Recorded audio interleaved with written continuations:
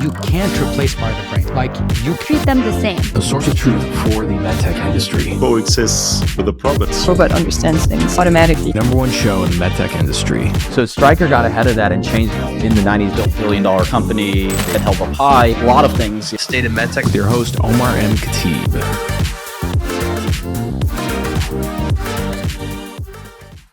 What's going on, everybody? Welcome back to the show.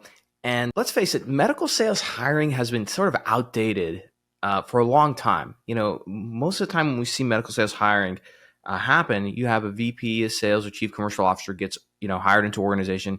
And then purely out of comfort and familiarity, they go and hire people who they used to work with, which there's nothing wrong with it, but you can't constantly build a team around people you used to work with because now you're using the same biases as you did in the past and you need new talent, right?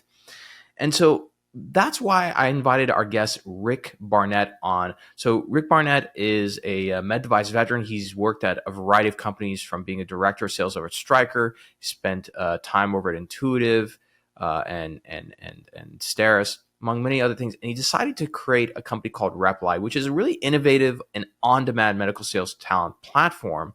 But more specifically, we talk about all the things that medical sales hiring has wrong today. And so it's a great episode, especially if you're a hiring manager. I really recommend you listen to this and sort of take into account how you are hiring. Now, that being said, let's get into a couple of quick shout outs to our sponsor. If you're a Salesforce, who's out there, who has a CRM, usually Salesforce, right? You need to make sure you protect that investment. Okay, because we all have this idea of what Salesforce is going to do as a CRM, and in reality, it doesn't. This is why I partnered up with a company like Clary. Clary is an amazing platform that plugs into your current Salesforce CRM and does two things. Number one, it helps your reps by automating the data entry. Remember, garbage in, garbage out. So in order to make good, informed decisions, you need the data to be good. And if your reps aren't that compliant and they're busy, which, by the way, they have really tough jobs, right? Then the data that's getting in is a little bit outdated. And if you have compounding effects over that, it's going to screw up your timelines, okay? So Clary plugs in, it automates that data going in, but then more importantly, it helps make revenue a collaborative effort across the organization. What do I mean by that? Usually revenue is something that sales owns, but with Clary uses predictive analytics and AI to look at your pipeline, start deciding what does your pipeline velocity look like? Which deals are at risk? Which deals should you put more budget and focus on? And now, when you look at Salesforce CRM, instead of it being a debate, it's more of a collaborative effort to govern revenue within the organization across sales, marketing, and beyond. So to learn more about Clary, go to clary.com, CLARI.com to learn more, or check the show notes below and click the link to see how they help life science companies. And lastly, if you're a company that's trying to find new and early adopters, right? Well, it's a really hard thing to do, right? And especially when it comes to using databases. Some databases that are out there, they're great, but they're really expensive, kind of clunky to use. This is why I've partnered up with Alpha Sophia to do so. Alpha Sophia is a great tool for those companies who don't have the budget to afford those larger databases. And maybe they want to get a database that they can just give to one of their sales leaders or reps to use. Alpha Sophia does that. I use Alpha Sophia with all of my clients as we're trying to help them commercialize and find early adopters. And I even use it for the show because sometimes I have physicians on and I'm trying to figure out who the right ones are to bring on. So Alpha Sophia gives you data such as procedure volume, prescribing behaviors, even social media handles. And you're able to look and segment in different geographies to figure out who are the right physicians for us to go to sell to. So to learn more about them and even get a free report, actually 3 reports, go to alphasophia.com/Omar. That's ALPHASOPHIA.com/Omar to learn more and get those free reports. Now, let's get on to our episode with Rick Barnett. Enjoy. Hey, everybody. Welcome back to the show. And I'm joined today by Rick Barnett, who's the CEO and founder of Rep-Lite. Rick has got a storied history in medical sales, specifically starting from Intuitive, which is how we got connected through Jim Alexi and a lot of the early class there. But Rick and I really hit it off because we both have the same outlook on how crappy and lousy the sales and hiring practices are in this industry. So I was like, what a perfect person to come on the show and let's just like beat up on this, because at the end of the day, we're gonna kind of point out the flaws, Rick, but like in reality, we're trying to make things better, right? Of course. But before we get to the fun, maybe for the audience that's just learning about you, give us a little background on you. Like, where are you from? How did you get started in the industry? And then how did you decide to move on to sort of get Rep-Lite started? Yeah. And first off, Omar, thanks for having me. I'm really honored to be here. So I would tell you that I grew up in the mountains of North Carolina, went in the Army right after a couple years in college, spent some time there, came out, went into sales, ended up actually in a clinical environment in a hospital in the western part of North Carolina. And then early on, back when minimally invasive surgery was just starting, Stryker happened to be one of my vendors. And Stryker came to me and says, hey, when we sell you equipment, we never have to come back in here because you're doing something different. And I'm like, yeah, all this equipment, I put technicians around it and take care of it. They make sure that it works for the docs. Surgeries with this stuff can be complicated, and we just simplified it. And so they said, hey, could you do that with us? And so that was the birth of the Stryker, what is now called ProCare. So when I started there, I was employee one of one. When I left, we had hired 800 people around the country to service the Stryker endoscopy equipment, minimally invasive equipment. And so as I'm working there, I moved to Atlanta just because I was traveling so frequently, and ran into who you've already mentioned, Jim Alexi. And Jim's like, hey, we know what you've done at Stryker. We've got this robot that's kind of complicated, and we need to get usage out of it if we sell it to a client. And, we feel like that may need some help. Can you do what you've done at Stryker at Intuitive? I went there, built a similar program at Intuitive. And really toward the end of my time at Intuitive, I said, what we're kind of doing is building these junior sales forces, because these people would go in, they'd kind of be in a technical role for a period of time, and then they'd evolve into a sales rep. And they knew the offense really well by the time they took a territory. So we started Replite almost 14 years ago, and really that was how it was born. It was kind of just a natural pathway, and I've just taken what I've done at Stryker and Intuitive and opened it up to all of the med tech space. That's fantastic. So in general, I guess let's start with sales and sales hiring practices today. And maybe we start with how it used to be, which is how it used to, well, not used to be, it still is, where, I think there's a period when back even in the 90s and 2000s, medical sales was not as complicated as it was today. You can get somebody to literally walk. I remember when I was a teenager, I would walk into a hospital. Nobody would ask me anything. I would literally walk back to the circulating desk in surgery and just say like, hey, I'm here to observe Dr. So-and-so. Where can I get some scrubs? And they're like, oh, just go grab some from the physician's. I'm like, great. No questions asked. Back in those days, it made sense to hire somebody who could just hire their buddies and, people who had a Rolodex. But things have got a lot more complicated, but our sales practices haven't evolved. Maybe let's kind of start there, and get your take on that. Yeah, and I think you're right. I mean, back in my day, same thing, right?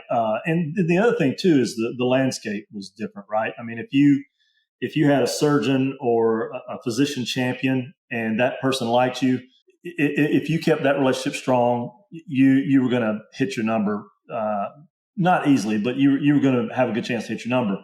As the landscape has started and has changed radically, now with more physician ownership and the way that materials management and purchasing decisions go, it's different. And I think part of where we're at and part of the difficulty is that I don't know that we've evolved our hiring practices in the same parallel fashion as the purchasing decisions have changed, right? I mean, I think we've got an axis going on here where these folks and that process has changed, but the way that we staff our sales teams has kind of stayed the same. So we're trying to change that, and we're trying to be innovative and produce a unique model that changes that practice. Yeah, no, that makes a lot of sense. Where do you feel like most medical companies, med device companies, fall short or make mistakes? Like, what are some common mistakes that they're making these days when it comes to their hiring practices? Well, it's funny. I know that we had talked earlier about the book that I just helped to author, but as we're in that book, I kind of explain this, and I think we can look at a person's resume, and I'm not saying everyone's paper tigers, but there are paper tigers out there, and resumes can get real creative. We look for three things before we ever move a candidate forward. We look for a strong moral compass because we just believe that you got to have that. We look for bandwidth, so they're able to absorb and retain a lot of information. And we look for high energy. And we just believe if we have those three things, we can put them with these companies that have unbelievable products that are radically changing the way that patients are treated. And if you have those three qualities and you put a person in and really give them great fundamental training, there's a pathway to success there. So we don't necessarily believe that they have to have been at company A, B, and C to be successful at company D. We don't think that's true. We think there's more about their character and their fortitude and their gumption than there is what's on the paper. Yeah, no, that makes a lot of sense. Do you feel, something I feel like our industry just doesn't seem to want to move away from, and this is not just at the rep level, but even at the executive level, is this obsession with hiring somebody who has 10, 15, 20 years of experience within a given specialty. And I think the people who, a lot of the execs who came out of Intuitive are a great example, because a lot of them, yourself included, went to serve at high leadership roles in completely different specialties and found success. But yet our industry keeps getting obsessed with this. Oh, we have a cardiac device. We want to hire a rep who's got 7 to 8 years of cardiac experience, Yeah, it's funny. Both of these themes were present at both Stryker and Intuitive. We used to say, hire the talent, teach the skill, right? And you look at the execs that I was colleagues with at Intuitive, and especially those folks, those guys and girls, they have went to multiple companies in not even robotics, not in the urologic, Euro space or the GYN space, but they go to these companies, and because of their knowledge and their systems and their processes, they drive these other companies to really successful heights. So, and it goes all the way down, I think, Omar. I don't think that you have to have 7 years of cardiac to come in and be successful in the cardiac space. I think you do have to learn it. You do have to be knowledgeable, because those are just baselines. But you have to have this fortitude that, and I always say, if you're focused on the patient, then you've got a leap above everybody else. If you get in your car, 5 o'clock on Friday morning, driving 2 hours to go to a case, and the sale of the device is somewhat secondary to the treatment of the patient, then you've got a good mindset. And as you know, you've carried the bag. You've got to work early and you've got to work late, and there's no 8 to 5 in this thing. So it really depends on your driving factors. Look, all of us work to make money and feed our families. That's a given, but there has to be other ingredients in that thing to make you get in that extra mile. How's that sound? No, 100%, 100%. With Replite, you guys have a very interesting, model when it comes to hiring, and then of course placing sales reps. I think it's one that I really personally like, and it makes sense for early stage startups specifically. I know that you guys work with larger companies. The reason why I like it for early stage startups is that finding where the person should sit on the bus, the quote unquote bus, is really important. And I feel like a lot of times a company will hire a salesperson and then just shift that person around for a year and a half before realizing this person's not a fit here. And then not only they've wasted money, but more importantly, they've wasted time. Right. So kind of walk us through, how do you find the reps that you place? Walk us through that process, because I think it's really Yeah. So first off, everyone that we place with our clients, they're an employee of Rep-Lite for a minimum of 12 months. So call it a AAA baseball team, call it try before you buy, date before you marry. And that's for both sides, right? That's to make sure that it's a fit. But more importantly than that, when we do an onboarding call with a company, and like you and I talked before, we work with true startups, 2 folks in a garage, all the way up to the Fortune 50 device companies. But during our onboarding process, something that's critically important for us is we find out what they think success is going to look like in the people. But then I want to know what success looks like in their culture. I want to know what success looks like, from the previous people. And I want to know what the theme of the company around sales is, because as we go out and find people that we think will fit and that we know have those three qualities that we talked about before, we're trying to match those things, because if we put someone in that has a different mentality, that's not a foul. That can be a good thing, but it's more about how can we drive what's important to this company and what's important to the physicians that treat the patients. How can we drive that whole initiative forward? And a lot of that is finding what makes the company tick. Like what is it that inspires them to continue in R&D, to drive new products, to drive new procedures. We want to learn those things because it's important to us to put people in that mimic those things. You've worked at like various med device companies, and obviously because of the company that you currently have, you're training and hiring and placing a lot of sales reps. I think it's easy to identify a sales rep who's going to be good if they were trained at, let's say, an ADP, a Procter & Gamble, Coca-Cola, et cetera, right?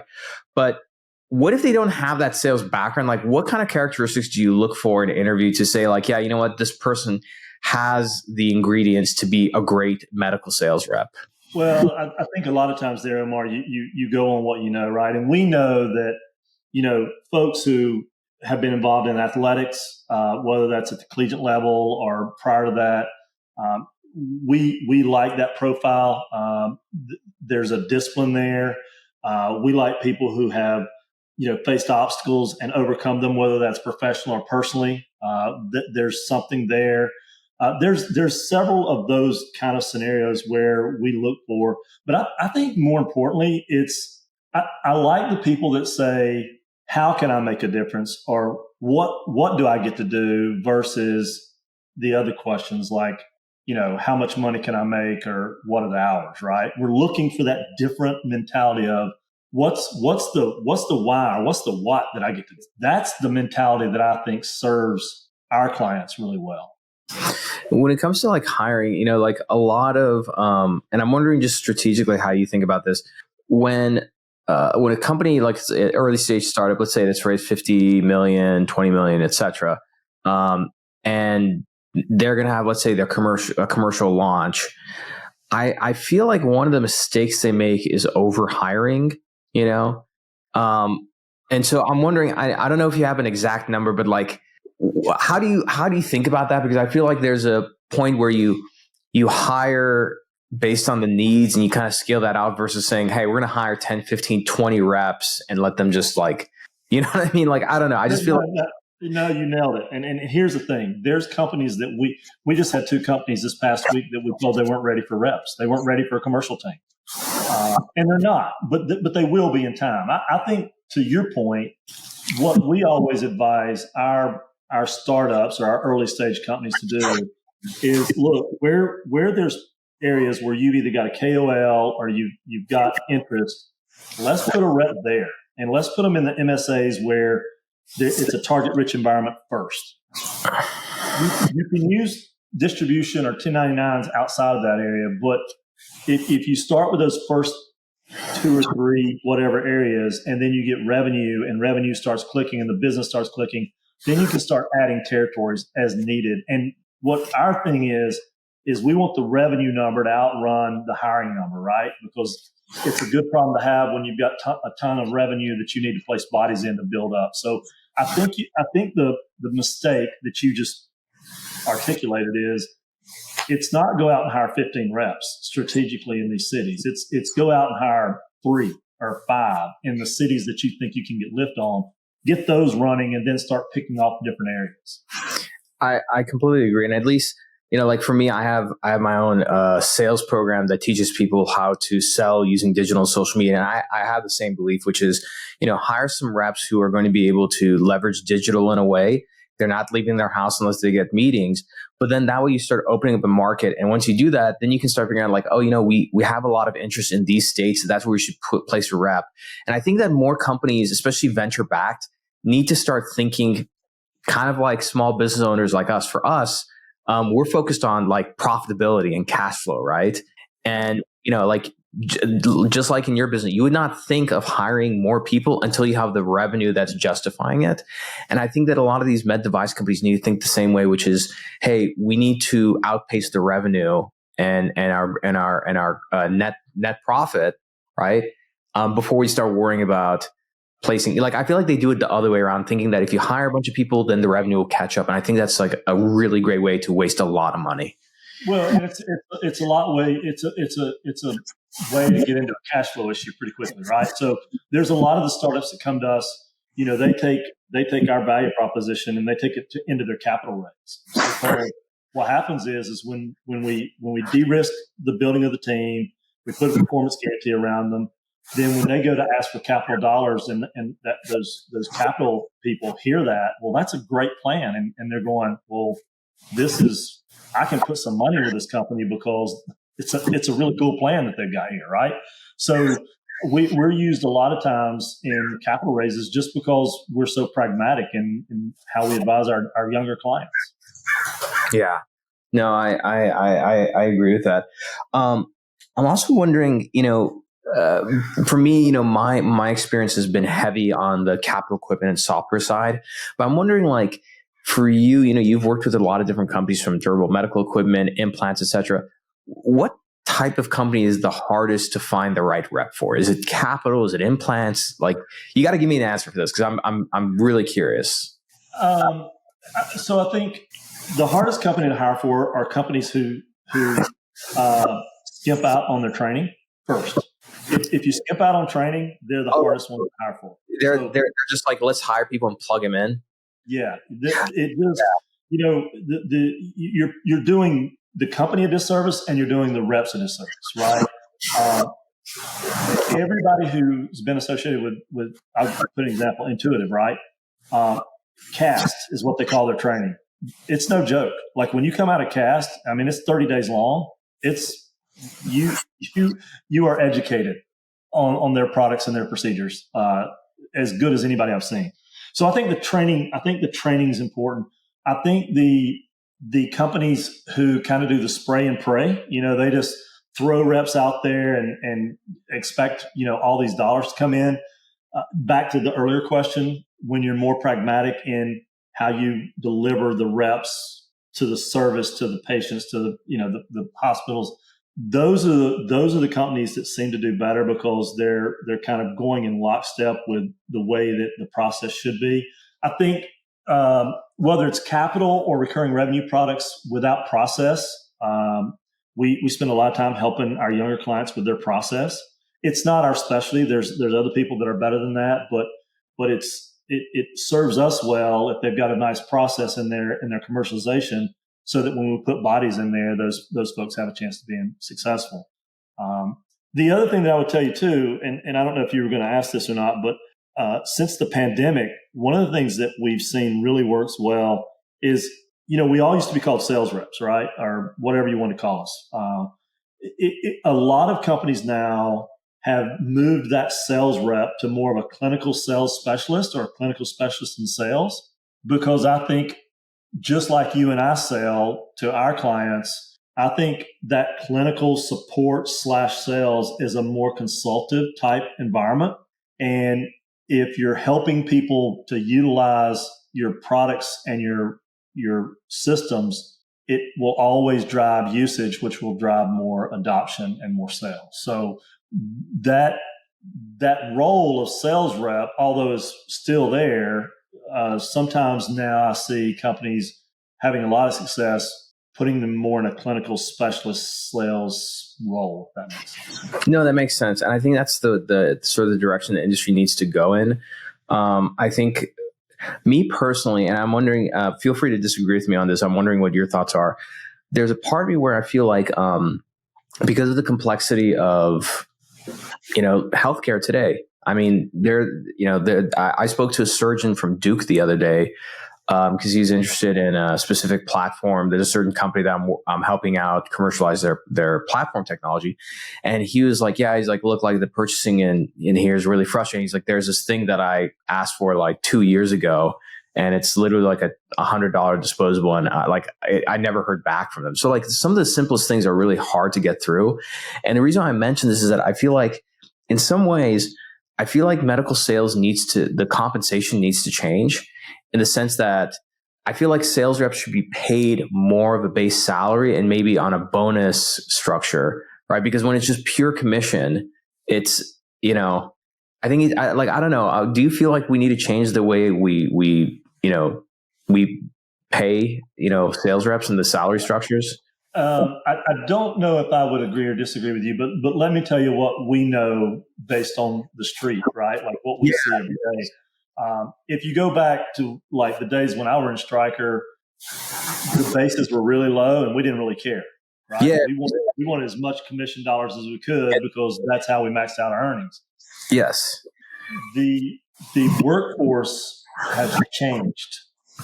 They want a slightly higher base with fewer variable dollars in there, and they're more comfortable with that. And you would first say, well, that's maybe being lazy or timid or not confident in what they're doing. I don't think that's what we're seeing. I think that these folks today, they believe if they have a base that allows them to live, then that gives them the freedom to really go out and do well and excel from a variable standpoint. So, and that's not me. That's just saying what we hear. I mean, we interview 125 people a week, and there's times when we got various comp plans that we're dealing with. And I can tell you that they're willing to make less overall if there's a little slightly higher base than years back. Years back, you wanted to make, big money and you didn't care how much risk was in it. Yeah. And I think part of that is, I think there's plenty of people that are, part in my generation and the generation below who are like really driven to make as much money as possible. But the fact of the matter is that like the sale is like, it's way more difficult these days. It's a lot harder.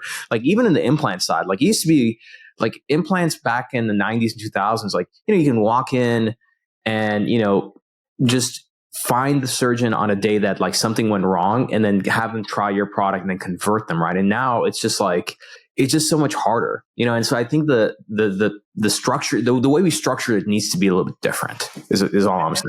Yeah. And I don't disagree with that. I would tell you that, and you're right. Here's the thing, now you have value analysis committees. You have a lot of different factors in there, right? I mean, if you had a really cool knee 15 years ago and you got a doc interested in it, that thing was being put in the paper, right? Like it was good to go. Now there's 6 months committee meetings that it's got to go through in the value analysis. So what happens is even on recurring revenue products, your sales cycle has elongated. It just has. And then of course we go back to the physicians and the physician champions. Those are that type thing is somewhat diluted. I think where we've got to be careful from a healthcare delivery standpoint is we can't stifle the reps activity in the sake of a value analysis. We've got to keep innovation going, and we've got to keep reps bringing that innovation to our place of care, because it's what makes the U.S. health system so amazing is that we've got some of the best care on the planet, and it's because we innovate and we've got really good representation that gets those products to the people who need them. So we're in a spot here where I think maybe the compensation, we need to look at it, but more importantly, the processes, we need to look at it. But at the end of the day, Omar, as well as I do, if you have a quota and you have empty seats, at the table, that's a recipe for disaster. You've got to have people in the seats. Yeah, no, I agree, and I think,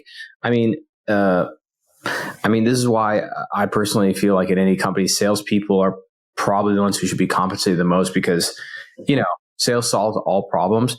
But at the same time, I feel like I just think that there needs to be like almost like I don't know what you would call it, salary model innovation. I don't know.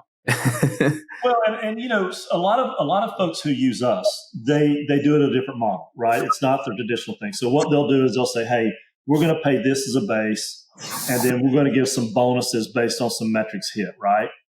And then when they get to that 12th, 14th month and they convert them, then they will put them more on a higher variable type model. That really works out great, because what you've done is you've given this rep that year to really become proficient on the products. I like that. And then, so think about it like a AAA baseball team, right? Like you can play in AAA, you're going to make, $80K the first year. But man, when you get to that 14th month and we promote you into your own territory, then you can go make 250, right? I mean, we're partial, but we see that model really works well. And, we convert 97% of our hires to direct employees to our clients. So I think the model's working over 13 years. Nice. Well, the ones that don't end up converting, like what's usually, is there like a theme that you see? Because again, like you've done this for over a decade now, so you're really good at pattern recognition and noticing like who's gonna work out and who's not. I don't know. I think hiring sales is just for a great. Sorry, I love sports analogies. Sorry, listeners. I feel like it's just as difficult as like drafting a QB into the NFL. It's just like on paper they can look really good, but then until they're playing, you just don't know. Well, and again, this is. I don't want to sound like a commercial, but that's the de-risking that we provide our clients, right? We can hire that QB, and if that QB is terrible, we have to replace them at no additional money. So we're on the hook. We're on the hook. But here's the thing. So, I told you we converted 97% of our people in 13 years. And you asked the question, what happened to those that didn't convert? I don't have hard numbers around it, but I would tell you that most people that we lose, they don't go to work. They don't go to work. Like they're lazy. They don't apply themselves. There are some, that maybe from a competency standpoint, they don't get it. But I think most of the people who don't make it are just become complacent and lazy. Yeah. And I think like, even me in my own business, I still sell and take calls and everything. You have to have a certain mentality to be a salesperson. Like there's a certain drive, right? You know what I mean? Like I'll give you a great example. And I actually was posting it to my Instagram channel to the sales reps who follow me. I have an Instagram channel called All Hail Medical Sales. So we put a lot of sales stuff there. But today for one of the companies we work with, I had a call with a surgeon. Surgeon rescheduled it to Monday. I think the average person would have been like, oh, okay, they got busy. I'll just talk to them on Monday. In my mind though, and I'm like, okay, they're on Monday. Today's Thursday. That puts 3 business days between, now and like, if, that adds 3 business days to my pipeline and my timeline. So like I immediately, because on my calendar booking, I put a mobile phone requirement, text the surgeon. I'm like, hey, I saw that you rescheduled to Monday. I have time actually today and tomorrow. You tell me what works and I'll move stuff around. They're like, yeah, actually I got busy with patients. Like I got time at 6 p.m. today at Eastern. I'm like, good, done. Right. And I think only somebody who's like got that sales, that has sales in them would know to like act that way versus most people are like, oh, Monday. I'm like, all right, we'll talk on Monday, What is there was an old adage and I'm going to quote it and I don't know who it came from, but, most sales reps make their final sale in the 14th touch, and most reps quit after 6 or something like that. I don't know the numbers, but I like that. No, but I'm gonna attribute that. I'm gonna attribute that to you, Rick. I like that. There's something, and it's quoted. I think if you Google it, you can find it. But I think most sales are made on the 14th touch. Most sales reps stop after the 5th touch. And so you're right. It takes the person. Like for me, if I've got an appointment with someone, we're going to try to get that appointment and we're going to try to talk to them, both either a candidate or a client, because we can solve some problems for both, and we just believe that that's what we're doing. So we're going to be diligent on trying to get to it. Do you think our industry also has it kind of hit me the other day about like the lack of training in our industry, because I realized that a lot of companies, they don't have they have clinical training, but they don't continue doing sales training unless it's a bigger company. And I feel like there's this assumption that if you've been in the industry for more than a year and you're in sales, you know how to sell, you know how to do all these things. And so a lot of times when I look at a company's training, I'm like, okay, you have some good product training. I was like, but where's the sales training? There usually isn't. Why do you think that is? So let me go back, because you put out a piece and I can't remember when you put it out, but you were talking about, being a rep, reading books, listening to podcasts, this it's almost like a surgeon will tell you. Surgeons will tell you that they never get out of school. You're right.